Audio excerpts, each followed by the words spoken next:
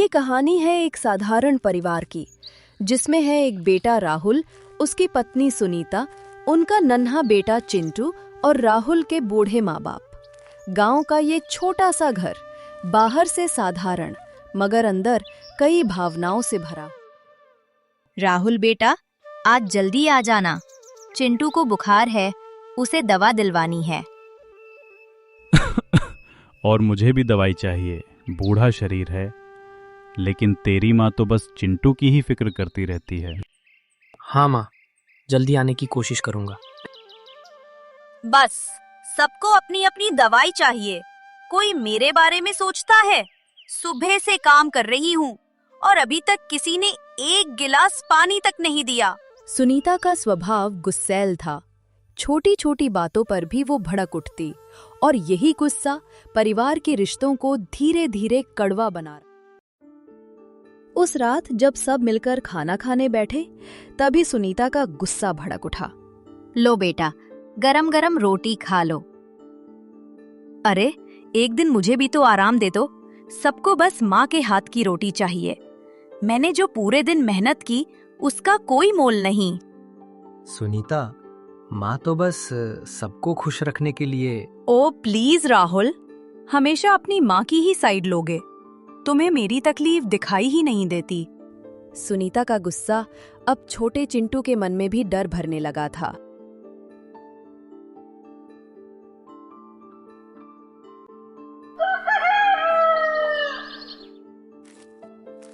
अगले दिन सुबह राहुल खेत जाते समय सोच में डूबा है। राहुल बीच में फंस चुका था। एक तरफ बूढ़े माँ बाप की जिम्मेदारी और दूसरी तरफ पत्नी का गुस्सा। वो समझ नहीं पा रहा था कि परिवार को कैसे संभाले। क्या बात है राहुल, बहुत परेशान लग रहे हो। घर की हालत ही ऐसी है भाई।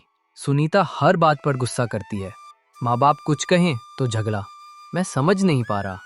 भाई, औरत का गुस्सा कभी कभी प्यार से ही शांत होता है। तू कोशिश तो कर। मोहन की बातें राहुल के दिल को लगीं, मगर सुनीता का गुस्सा इतना आसान भी नहीं था। इस पूरे तूफान में चिंटू सबसे मासूम था, लेकिन माँ बाप के झगड़े उसका बचपन छीनने लगे थे। मम्मा, आप हमेशा गुस्सा क्यों करती हो? मुझे डर लगता है। तुम बच्चे हो, तुम्हें समझ नहीं आएगा। जाओ खेलो। सुनीता भी जानती थी कि उसका गुस्सा गलत है, लेकिन उसे रोकना उसके बस में नहीं था।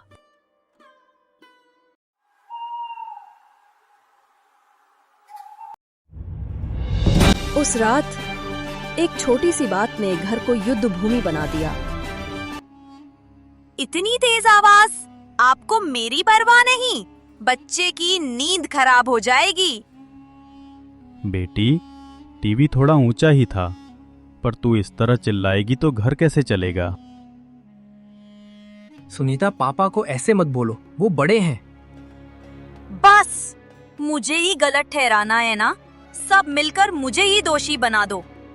गुस्से की आग अब घर को जलाने लगी थी। ये सिर्फ शुरुआत थी।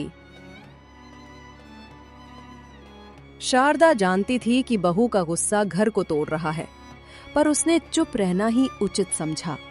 वो सोचती, अगर मैंने कुछ कहा तो बेटे और बहू के बीच का तनाव और बढ़ सकता है, इसलिए हर बार अपने दिल को दबा देती। कितना मुश्किल है जब घर में सब मिलकर खुश रहना चाहते हैं और एक का गुस्सा सबको दुख देता है।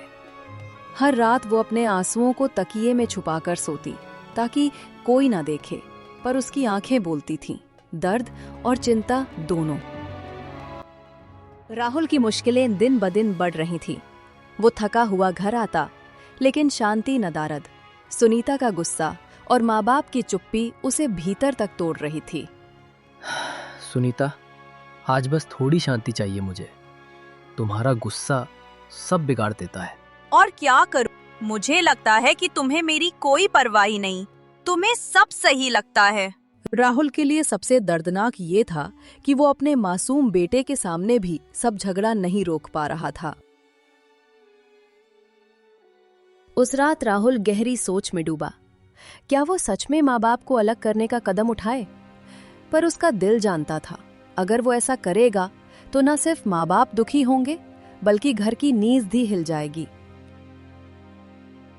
अगर माँ बाप अलग हो गए तो मैं खुद भी अकेला हो जाऊंगा। लेकिन सुनीता की नाराजगी भी अब असहनीय है। उसकी आंखें नम थीं। राहुल जानता था कि किसी भी निर्णय का असर पूरे परिवार पर पड़ेगा।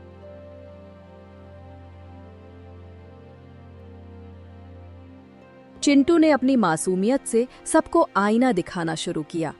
उसने पहली बार अपनी मासूम बातों में सुनीता का ध्यान खींचा। मम्मा, पापा को क्यों रुलाती हो? दादी दादा को क्यों डांटती हो? मुझे अच्छा नहीं लगता। तुम ये सब क्यों कह रहे हो चिंटू? क्योंकि मैं सब देखता हूँ और डर लगता है मम्मा। चिंटू की मासूमियत ने सुनीता के दिल में हलचल मचा दी। उसे पहली बार एहसास हुआ कि उसका गुस्सा सिर्फ उसके लिए नहीं बल्कि पूरे परिवार के लिए दर्द बन चुका है।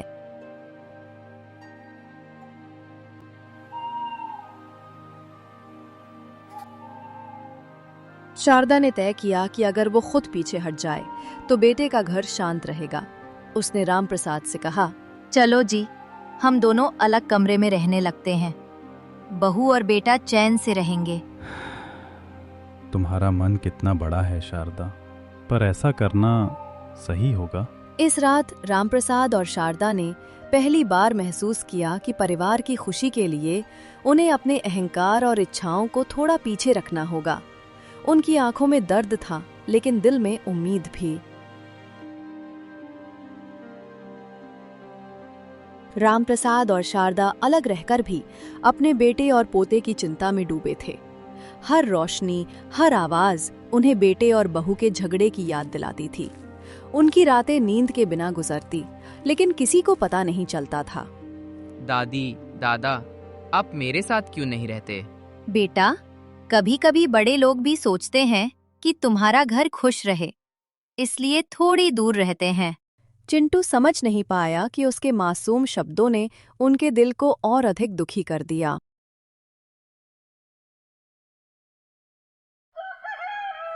भागो भागो। एक दिन गांव में अचानक आग लग गई। बचाओ, आग! रामप्रसाद ने अपनी जान की परवाह किए बिना गांव वालों की मदद की। इस हिम्मत ने सभी का दिल जीत लिया। रामप्रसाद, आप बड़े दिल वाले हैं।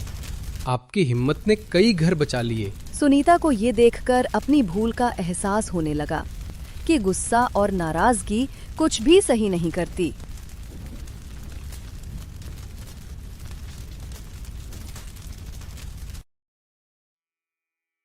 गांव वालों की तारीफ और रामप्रसाद का साहस सुनीता के दिल को झकझोर गया। उसने महसूस किया कि उसका गुस्सा केवल घर और रिश्तों को तोड़ रहा था। मैंने अपने परिवार को दर्द दिया और सोचा कि मैं सही हूं, पर मैं ही घर का चैन खो रही थी। पहली बार उसने अपने गुस्से को अपने प्यार से बदलने का फैसला किया। कुछ दिन बाद चिंटू अचानक बीमार पड़ गया। रामप्रसाद और शारदा रात भर उसकी देखभाल करते रहे। सुनीता को पहली बार एहसास हुआ कि बूढ़े माँ बाप और पति के बिना घर का कोई सहारा नहीं था। चिंटू, मम्मी तुम्हारे पास है, अब सब ठीक हो जाएगा और मैं वादा करती हूँ अब गुस्सा नहीं दिखाऊंगी। चिंटू की बीमारी ने सुनीता के दिल में बदलाव की बीज बो दिए। राहुल ने पहली बार अपनी कमजोरी और डर को स्वीकार किया। अगर माँ बाप को छुए तो वो खुद को माफ नहीं कर पाएगा। अगर माँ बाप को खो दिया तो मैं कभी खुद को माफ नहीं कर पाऊंगा। अब समझ आया, परिवार ही असली ताकत है। हाँ राहुल, अब मैं समझ गई हूँ। मैं अपना गुस्सा छोड़ दूंगी और परिवार की खुशियों में अपना योगदान दूंगी। ये क्षण उनके रिश्तों के नए अध्याय की शुरुआत थी। पहली बार सबने महसूस किया कि प्यार और समझदारी ही घर को जोड़ सकते हैं।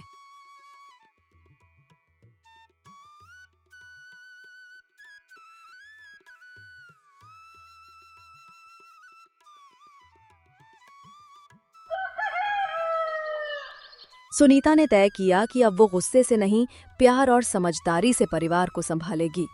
उसने घर के काम में हाथ बढ़ाया, बच्चों के खेल में शामिल हुई और बूढ़े माँ बाप का आदर किया। मम्मा, अब आप हमेशा हंसती रहोगी ना? हाँ बेटा, अब गुस्से को अलविदा कह दिया। ये बदलाव धीरे धीरे पूरे घर में खुशियों की लहर लेकर आया। पहली बार सबने मिलकर गांव के पास की पहाड़ियों पर सैर की। माहौल खुशनुमा, हंसी और बातें हर जगह बिखरी हुईं। देखो, अब सब ठीक है। पहले जैसा प्यार और हंसी लौट आई। सही कहा राहुल, परिवार की खुशी ही असली धन है। ये छोटी सी सैर सभी के दिलों में नया उत्साह भर गई।